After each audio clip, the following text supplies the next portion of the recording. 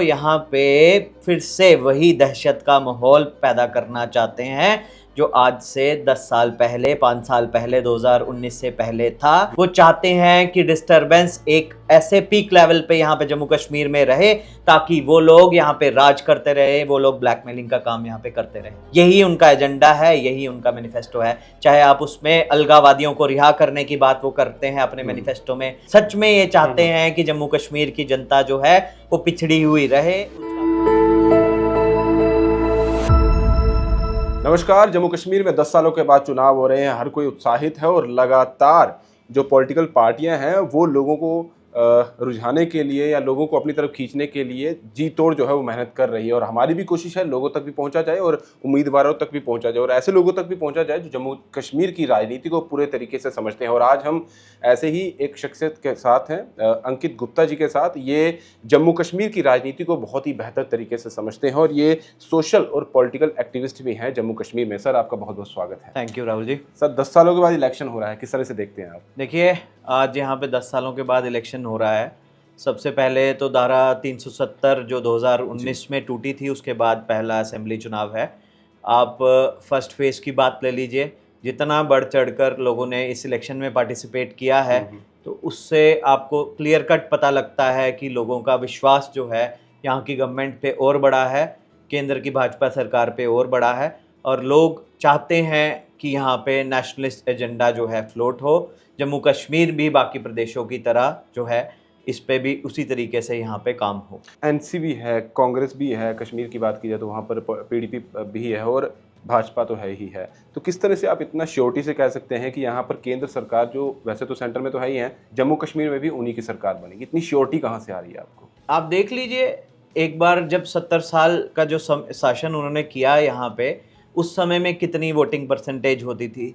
केवल 2%, केवल 5%, केवल 10% की वोटिंग जो है आपको कहीं कहीं देखने को मिलती थी। वो वैलीज़ में, वैली वाले जो एरिया है, हमारा कश्मीर का एरिया है, वहाँ पे केवल बहुत लिमिटेड सी वोटिंग होती थी।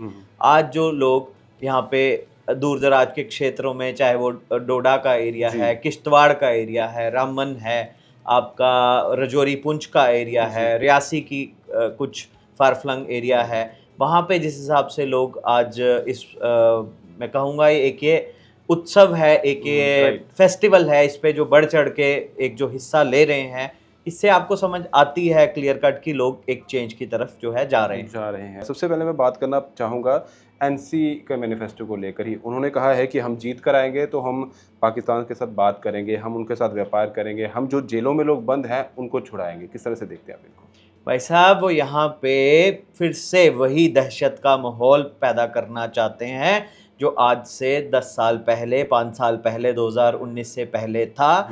वो चाहते हैं कि घाटी के लोग कभी तरक्की ना करें। वो चाहते हैं जो टूरिज़्म आज यहाँ पे 2 करोड़ से ज़्यादा की संख्या का टूरिस्ट जो यहाँ पे आ रहा है वो फिर से ना आए। वो चाहते हैं कि छोटे छोटे बच्चे स्कूलों में ना जाएं। वो चाहते हैं पत्थरबाजी का माहौल फिर से रिस्टोर हो। वो चाहते हैं कि डिस्टरबेंस एक ऐसे पीक लेवल पे यहाँ पे जम्मू कश्मीर में रहे ताकि वो लोग यहाँ पे राज करते रहे, वो लोग ब्लैकमेलिंग का काम यहाँ पे करते रहे। यही उनका एजेंडा है, यही उनका मैनिफेस्टो है। चाहे आप उसमें अलगावादियों को रिहा करने की बात वो करते हैं अपने मैनिफेस्टो में, चाहे वो पत्थरबाजों को छोड़ने की बात करते हैं, चाहे उनके जो बाकी एजेंडे हैं। आपने देखा होगा हाल ही में पाकिस्तान के जो डिफेंस मिनिस्टर हैं, उन्होंने कहा कि वो एनसी और कांग्रेस के जो मैनिफेस्टो को, उसमें जो कुछ एजेंडा है उसको सपोर्ट करते हैं। क्या आपको लगता है कि कोई एक बॉर्डर पार, और वो भी पाकिस्तान जैसा देश, उसका डिफेंस मिनिस्टर इनके एजेंडे को सपोर्ट कर रहा है? तो आप इसके पीछे की साजिश को है जो समझ सकते हैं राहुल जी। क्या आपको लगता है कि ये 370 लेकर आ सकते हैं, जो इतनी ये उसी चीज़ को लेकर तो ये वोटिंग भी मांग रहे हैं सभी लोगों से, चाहे वो एनसी की बात की जाए, पीडीपी की बात की जाए, कांग्रेस की बात की जाए? ये लोगों को बौखलाने का काम कर रहे हैं, लोगों को बेवकूफ़ बना रहे हैं। पहली चीज़ कि 370 तो कभी जम्मू कश्मीर के इतिहास में वापस नहीं आएगा। आप मान के चलिए कि अगर ये असेंबली इलेक्शन में कुछ सीटें वो लेते भी हैं तो 370 को किस तरीके से वापस ला सकते हैं? ये तो भारत के पार्लियामेंट ने इसको जो है इस पर बिल पास करके उस पर सुप्रीम कोर्ट की मोहर लगी है, फिर जाके 370 को जो है यहाँ से हटाया गया। अब मुझे खुद बताइए 370 कैसे आएगा? ये लोगों को, जनता को बेवकूफ़ बनाने का काम कर रहे हैं, केवल उनसे वोट बटोरने का काम कर रहे हैं 370 के नाम पे। और ये चाहते हैं, ये सच में ये चाहते हैं कि जम्मू कश्मीर की जनता जो है वो पिछड़ी हुई रहे, उसका कभी विकास ना हो, वो मेन स्ट्रीम लाइन में कभी नहीं आए, और बाकी जो प्रदेश हैं, बाकी जो स्टेट्स जिस तरीके से तरक्की कर रहे हैं हिंदुस्तान में, ये उस एजेंडे पे कभी बाकी जम्मू कश्मीर को नहीं देखना चाहते। भाजपा लेकिन अकेली लड़ रही है। यहाँ तो एनसी की बात की जाए, कांग्रेस की बात की जाए, उन्होंने तो अलायंस कर लिया है। अब आपको नहीं लगता है कि टक्कर जो है वो कांटे की होकर वो भारी इनमें डर का माहौल है राहुल जी। ये डरते हैं भाजपा को फेस करने से, इसलिए ये साथ मिलकर लड़ रहे हैं। इनका केवल एक ही मोटिव है कि यहाँ पे भाजपा नहीं आनी चाहिए, उसके लिए कोई भी छल कपट करने के लिए तैयार हैं, कोई भी झूठ बोलने के लिए तैयार हैं, किसी भी लेवल तक गिरने के लिए ये लोग तैयार हैं। डर किस बात का, मतलब क्या डर है? हमको लगता है कि भाजपा जीत जाएगी इसलिए अलायंस। बिल्कुल, जम्मू में जो अभी आप लास्ट फेज में देख रहे हैं 24 सीटें जो यहाँ पे हैं, यहाँ पे क्लियर कट मैं कहूँगा कि बीजेपी अच्छे मार्जिन से मैक्सिमम सीट्स पे जो है विजयी हासिल करेगी। उससे पहले सेकंड और थर्ड फेज की भी जो सीटें हैं उसमें भी भाजपा जो है अच्छे मार्जिन से काफ़ी सीटें लेने जा रही है, और इवन कश्मीर वैली से भी हमें जो है काफ़ी अच्छा सपोर्ट इस इलेक्शन में मिला। यानी कि आपको लग रहा है कि भाजपा जो है इस बार बाजी मार जाएगी? नेचुरल सी बात है, तभी इनमें डर का माहौल है तभी ये लोग ऑलरेडी खौफ के माहौल में जी रहे हैं, तो ये इकट्ठे हो गए। आप राजनीति को इतने अच्छे से समझते हैं, यहाँ बता भी पा रहे हैं कि उनके मैनिफेस्टो में, तो क्या आम जनता भी तो है, उनको भी तो इनका मैनिफेस्टो दिख रहा होगा, तो आपको नहीं लगता है कि लोग भी इस चीज़ को समझ रहे होंगे या नहीं कहीं ना कहीं? तो उसका रिजल्ट आपको 8 को दिखेगा। अच्छा, आप 8 को देखेंगे उसका रिजल्ट, जो इनका मैनिफेस्टो है, देशद्रोही मैनिफेस्टो है, उसका रिजल्ट इनको जो जनता है 8 तारीख को दिखाएगी कि इनके मैनिफेस्टो में जो वादे इन्होंने लिखे थे, ये देशद्रोही जो इन्होंने ताकतों को मजबूत करने की बात की थी जम्मू कश्मीर में, उसका परिणाम क्या होता है। ये 8 तारीख को इनको जनता, जम्मू कश्मीर की जनता, जम्मू कश्मीर का एक एक नेशनलिस्ट व्यक्ति जो है इनको मुंह तोड़ जवाब देगा, और 8 तारीख को आपके सामने इस चीज़ का रिजल्ट होगा। मैं ये जानना चाहूँगा, देखिए जब भी अगर एनसी की बात की जाए या फिर पीडीपी की बात की जाए या कांग्रेस की ही बात की जाए, तो जब भी उनके जो भी लोग लोगों में जाते हैं तो उनका सीधे तौर पे ये कहना होता है कि भाजपा बांटने का काम करती है, भाजपा लोगों को एक साथ नहीं आने देती है, भाजपा जो है जोड़ तोड़ की राजनीति करती है, इस तरीके की राजनीति करके वो जीत हासिल करना चाहते हैं। तो इस तरह की उनकी तरफ से बातें जो है वो सामने आती है। भाजपा कहाँ जोड़ तोड़ की राजनीति करती है, मुझे एक बात बताइए आप। जोड़ तोड़ की राजनीति तो ये लोग करते हैं। इन लोगों का सीट शेयरिंग का फॉर्मूला जो है चुनाव से हफ्ता पहले तक फाइनल नहीं हो रहा था। ये लोग कभी सोच रहे थे कि कांग्रेस को कितनी सीटें दी जाए, एनसी को कितनी सीटें दी जाए, इनमें आपस में लड़ाई है। आप देख लीजिए, इनके फॉर्मर जो इनके प्रेसिडेंट हैं वो बनिहाल से लड़ रहे हैं कांग्रेस के, वो क्या बोल रहे थे अपने अलायंस के बारे में, वो वीडियो सबने देखी है। वो अपने अलायंस जो एनसी इनकी दूसरी पार्टी है उसके लिए क्या, उसके कैंडिडेट के लिए क्या शब्दावली इन्होंने इस्तेमाल की, वो हर एक के पास वो वीडियो गया है, हर किसी ने उसको देखा है। इनकी काफ़ी सीट्स पे अदरवाइज ऑल्सो काफ़ी फाइट रही है। इन्होंने आपस में ही, इनका कार्यकर्ता एक दूसरे से लड़ रहा है, और ये लड़के आपस में लड़ झगड़ के खत्म हो जाएंगे। अभी तो राहुल गांधी जी भी यहाँ पर आए थे, भाजपा के भी लोग यहाँ पर आ रहे हैं अपने लोगों को सपोर्ट करने के लिए, तो अभी तो राहुल गांधी भी यहाँ पर आए थे, उन्होंने भी कुछ ऐसी स्पीचें दी हैं, शायद आपने सुनी होगी, महाराजा हरि सिंह जी को लेकर भी कुछ स्पीच आपकी उनकी तरफ से आई थी, तो किस तरह से देख रहे हैं? भाजपा ने महाराजा हरि सिंह जी को मान सम्मान देने का काम किया है। यहाँ पे चाहे 23 सितंबर की छुट्टी की बात हो, उनके जन्मदिन पे अवकाश घोषित करने की बात हो, क्यों 70 सालों से उनके जन्मदिन पे अवकाश घोषित नहीं हुआ? शेख अब्दुल्ला का बर्थडे यहाँ पे मनाया जाता था, महाराजा हरि सिंह जी का बर्थडे यहाँ पे नहीं मनाया जाता था। बट लेकिन जब बीजेपी की गवर्नमेंट आई, बीजेपी की गवर्नमेंट ने ये प्रपोज किया सेंटर से, और यहाँ के एलजी प्रशासन ने जब उसको मंजूरी दी, तो मुझे लगता है कि ये डोगरों के लिए एक बहुत फ़ख्र की बात है। एक एक डोगरा इस पे फ़ख्र महसूस करता है कि महाराजा हरि सिंह जी के बर्थडे पे जो है उनको अवकाश मिला।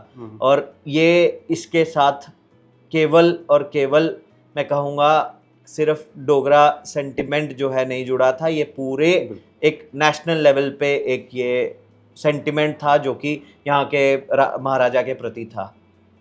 तो यहाँ के जो आप जिनकी बात कर रहे हैं उनके so called leader Rahul Gandhi ji जब आए थे, उन्होंने किस तरीके से महाराजा हरि सिंह जी की इंसल्ट की थी, आपने वो वीडियो में सुना होगा।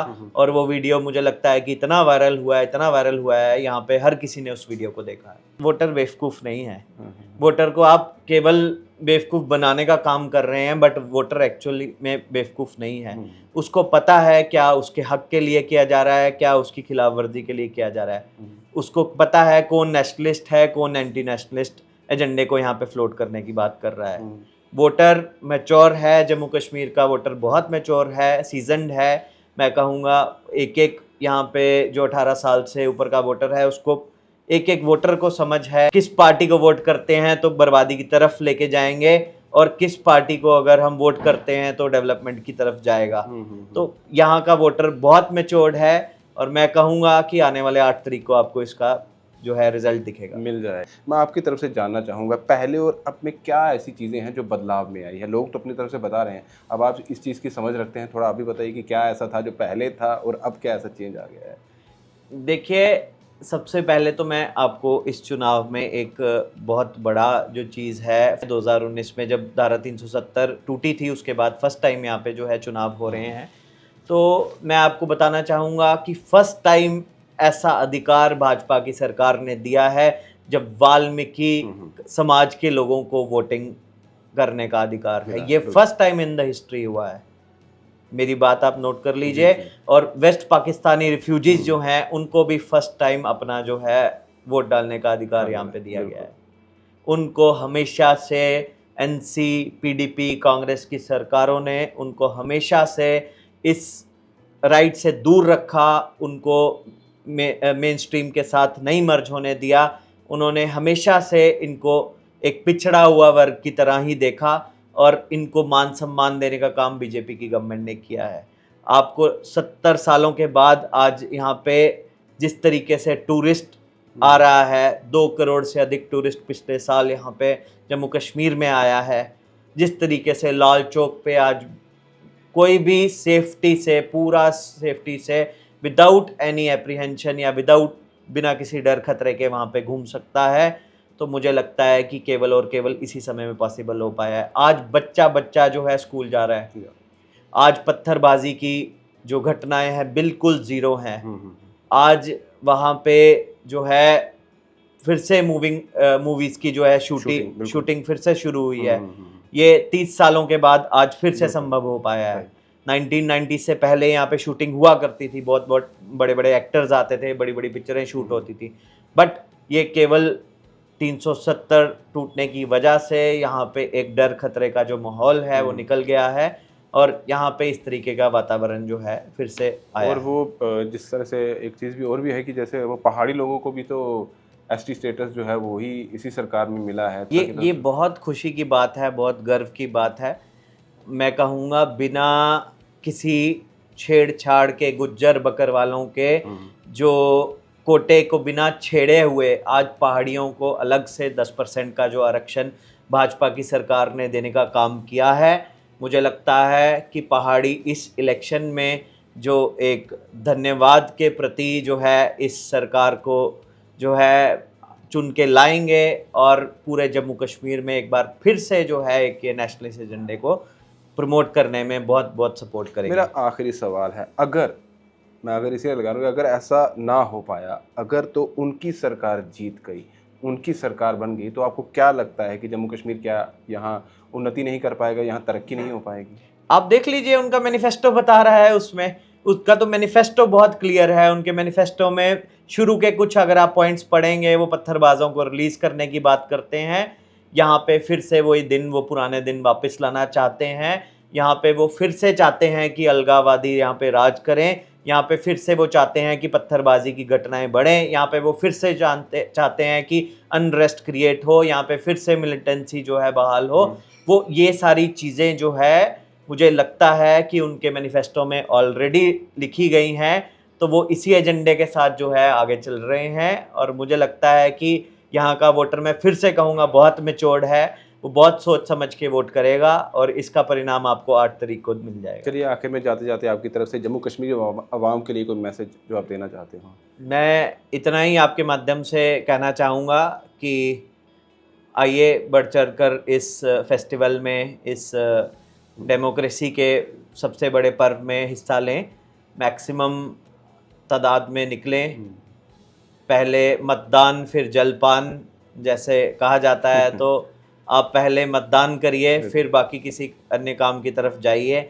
और दिमाग में एक चीज़ ज़रूर रखिए कि आपको डेवलपमेंट वर्सेस बर्बादी किस साइड आपको जाना है, किस साइड आपको वोट करना है, आपको किस तरीके से जो है जम्मू कश्मीर को आगे ग्रो होता है वो देखना है, या फिर से उसको पिछले 70 वर्ष से जो उसका एक अंधकाल का मैं कहूँगा जो जम्मू कश्मीर जिस समय से गुजरा है, या वापस उस समय में लेके जाना है। तो मेरे को विश्वास है, मैं आज तीसरी बार फिर आपके इंटरव्यू में कह रहा हूँ कि यहाँ का वोटर बहुत मैच्योर्ड है। आप वो ये चीज़ पूरे श्योरिटी से जिस तरह से कह रहे हैं, चलिए देखा जाएगा 8 तारीख को क्या होता है। चलिए अंकित जी, बहुत बहुत शुक्रिया हमें अपना वक्त देने के लिए। हमारे लोगों को ये सोचना होगा कि किसकी सरकार बनते हुए आप देखना चाहते हैं, और वही सरकार बनाइए जो आपका, आपके बच्चों का भविष्य जो है वो बेहतर बना सकेगी। नमस्कार।